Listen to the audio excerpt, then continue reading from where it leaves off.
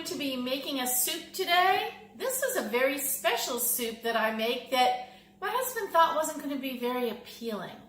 But guess what? It's one of his favorite soups. It's called carrot soup. And if you are on a budget, this is a wonderful way to be able to stretch that budget, because we all know carrots are very reasonably priced in the grocery store. I got all of these carrots plus a couple more for 99 cents. So what's going to go into this soup? Why is it such a budget buster aside from the carrots? Because we're going to use chicken stock, chicken broth that we have on hand anyway, left over. If you've been watching any of my other videos, you know every time that I make chicken and I cook it for the dog, I cook it for us, anytime I save the stock, the chicken broth, or I make stock out of it. So it's really not going to cost us a whole lot to make this soup. What else goes into it? Some celery, right? Another inexpensive ingredient, and some onions, and a potato. So, and yes, I did say a potato, one. So it's a really great soup that's going to be hearty with lots of flavor. We're going to be putting in a little bit of nutmeg to give it some flavor, a little bit of ginger, and it's just going to be a fabulous dinner. All we'll need is a little loaf of bread to go with it, maybe a baguette or something of that nature. So I hope that you enjoy the recipe for carrot soup. I'll be back in just a few minutes to show you how we're going to put this together. Welcome back. So here we are, we're looking in the pot for the carrot soup, and I want to explain to you what we've got going on here. We have about a half a stick of butter in there. We have an onion.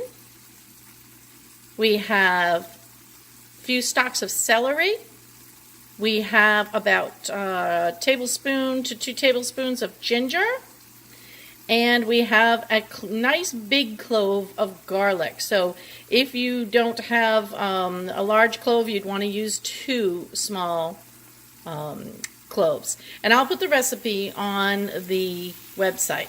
So what we're looking at right now is we're just watching these onions and celery and all the flavors infuse. Again, you know I'm a big fan of layering. And what we'll do is we'll add in our carrots after this is all glistening really nicely.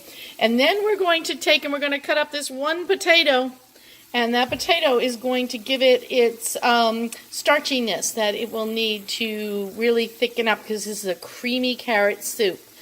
And then when we're just about done with all of that, after it cooks down for a good amount of time till everything's nice and soft, then we will use our immersion blender or one of our apparatuses, I haven't decided yet which, to go ahead and get all the chunks out of it, because we want this to be like a creamy soup.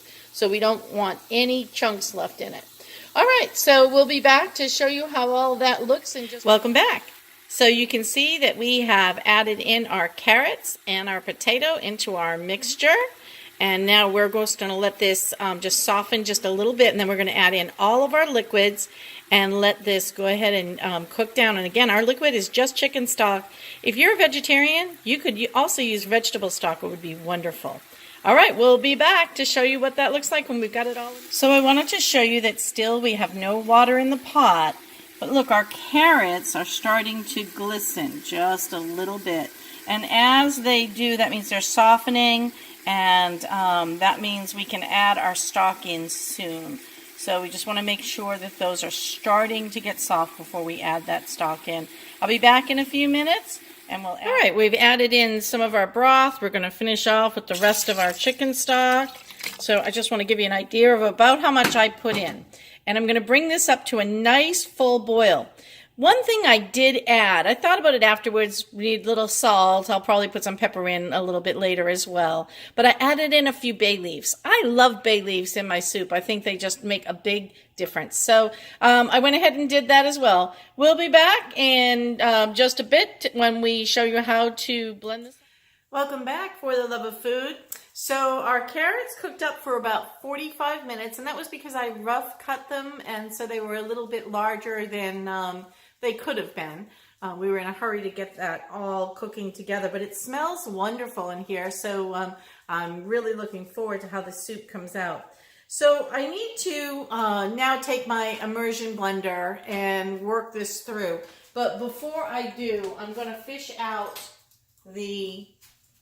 remember I dropped in a couple of bay leaves? So let's go ahead and pull those out because those won't blend up very nicely in our soup. And remember, as we said before, this is a creamy soup. So let's just find the other one and pull that one out as well. A lot of steam coming off of these. Here it is. There's the second one. And so I want to show you the consistency of the carrot. The carrot really should be so that you could press on it with a spoon and it mushes. See, that's the consistency we're looking for. If your carrots aren't done, let them cook with the cover on. And then that way you won't be losing all of the moisture from your soup. All right, so I'm going to take my handy dandy little immersion blender here and we're just going to go ahead and we're going to start blending this down.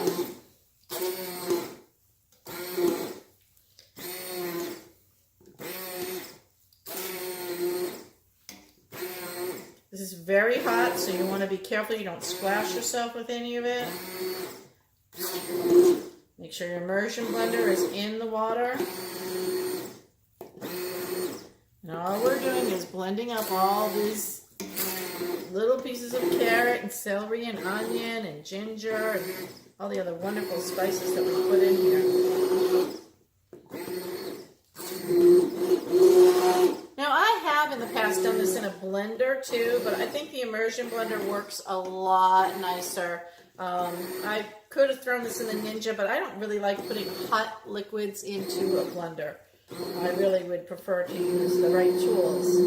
Alright, so now that I got the big chunks kind of blended down there, I'm going to start moving this through. A few more big chunks there. So you can see how the consistency of this soup has changed quite a bit. It is now becoming a very smooth, creamy soup. We're just going to finish that off and then we'll be back to show you the plating in a picture. Thanks for watching For the Love of Food.